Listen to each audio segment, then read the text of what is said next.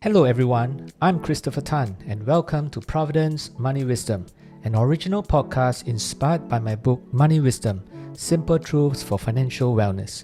In this podcast, I'll be sharing simple financial truths to guide you in navigating through the minefields of misinformation and false promises in order to achieve financial security and peace of mind.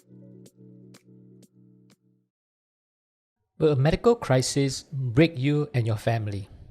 More than 10 years ago, the Business Times reported that the average insurance coverage of a Singaporean is equivalent to only 1 year of his or her income. According to the latest report in 2018 by the Life Insurance Association, LIA, this situation has improved. On average, Singaporeans have life insurance which is equivalent to about 4.2 times of their annual income, although there is still a protection gap of 2.1 times of annual income per Singaporean. But in the area of critical illness protection, there is a protection need of 3.9 times of annual income. But Singaporeans on average have only about 0.7 times of their annual income in insurance coverage. There is still a protection gap of 3.1 to 3.2 times. I've shared the basic principle of insurance in the beginning of this podcast, focusing on medical insurance as I believe it is the most fundamental coverage. This episode, I will share more on how you do not have to cough up too much to get a relatively good cover, especially for a medical crisis. Let's talk about the top killers. According to the Ministry of Health website, almost 3 out of every 4 Singaporeans' deaths are due to major illnesses such as cancer, heart diseases, pneumonia, and stroke. These same top 4 killers in Singapore are also the main reasons for hospitalizations. As we all know, the one-time cost and recurring cost of treating these illnesses constitute a huge amount. There is a pressing need for one to cover himself or herself adequately in case a medical crisis hit him or her. So, what is adequate medical cover? Are there any benchmarks that I should take reference from? Should I go for the maximum cover since I can never know what disease I might get and how long it would last? Not really. By adequate cover, it means having a comprehensive medical program that will ensure no or low out-of-pocket expenses during a medical crisis and allow you to live normally until your situation stabilizes. Generally speaking, in a medical crisis that involves a critical illness such as cancer and heart disease, there are 2 main financial impacts. Firstly, loss of income. Well, to be fair to your employer, there is a limit on how long they can continue to pay you when you can no longer work. There may come a time when your income will cease. But because you will still need to support your family's lifestyle, including putting food on the table, paying for mortgage, supporting your kids' education, and so on, you will need to replace this loss of income. Unless you have a huge amount of cash in your bank account, there may come a time when you have to make major adjustments to cut your expenses. And this may not be ideal, especially at this time when you are seeking medical treatment, requiring lots of rest and are not in the best position to make such important decisions. Well, the second financial impact would be increased expenses due to medical care. As we all know, the cost of treatment for a critical illness such as cancer and heart diseases can be very high. After the initial treatment, you still have recurring medical costs to worry about. If you do not plan for such a possible expense, you may conquer the disease and live, but you may also leave yourself and your family with huge medical debts to clear. So, how can you cope with this possible expense? The simple answer is to structure for yourself a cost-effective and comprehensive medical program.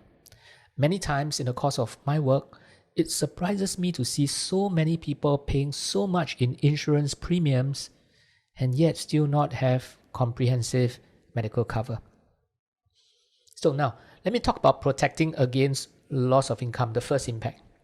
Now, generally speaking, one should provide for at least 3 to 4 years of gross income in the event that we suffer a critical illness.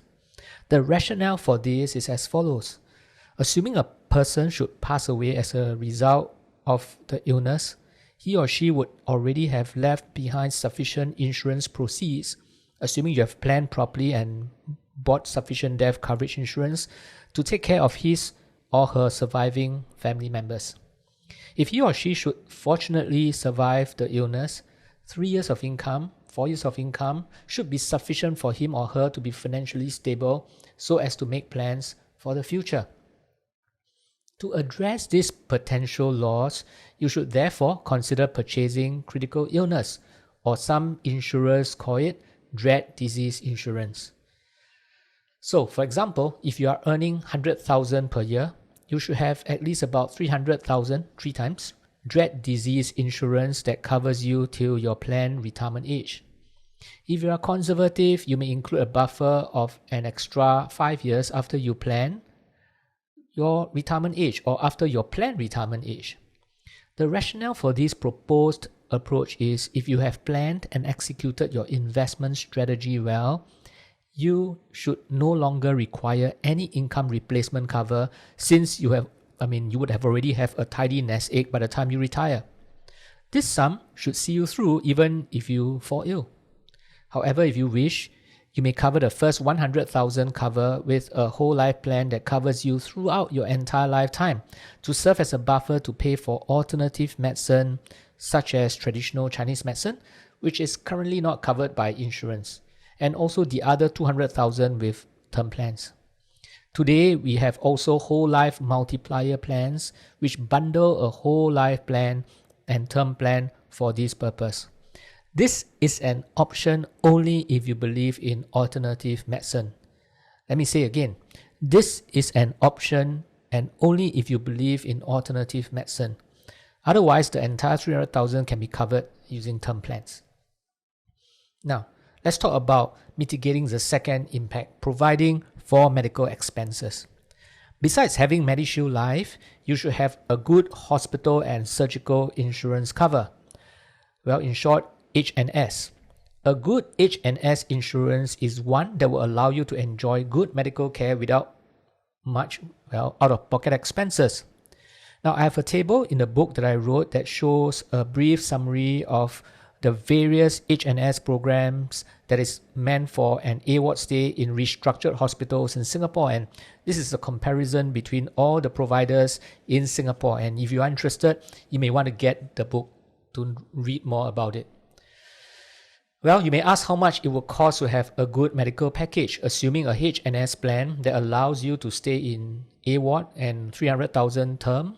I'm talking about a term plan till age 65 years old, and it is a dread disease cover to replace loss of income. So how much would it cost you? Well, if you are age 35 and a male non-smoker, it will cost you about 1,004 per annum. If you are a female non-smoker, it will cost you about the same too. And this is, if you think about it, really not bad considering the comprehensiveness of your medical cover. And even if you are hospitalized for a minor illness, the program will potentially ensure that you do not have to come up with much cash to foot your medical bills. With a good understanding of your needs and with careful planning, you do not have to incur huge premiums. Most importantly, you will have peace of mind knowing that you need not fear the risks of medical crisis breaking you and your family. Thank you for tuning in to Providend's Money Wisdom. I will be back soon with the next episode. For more information on my book or Providend's services, kindly visit providend.com. I'll see you the next time. All analysis, views or opinions from interviews, recommendations and other information broadcasted, podcasted or published herein are provided for general information purposes only. Information expressed does not take into account any specific situation, particular needs or objectives and should not be construed as specific advice or a recommendation.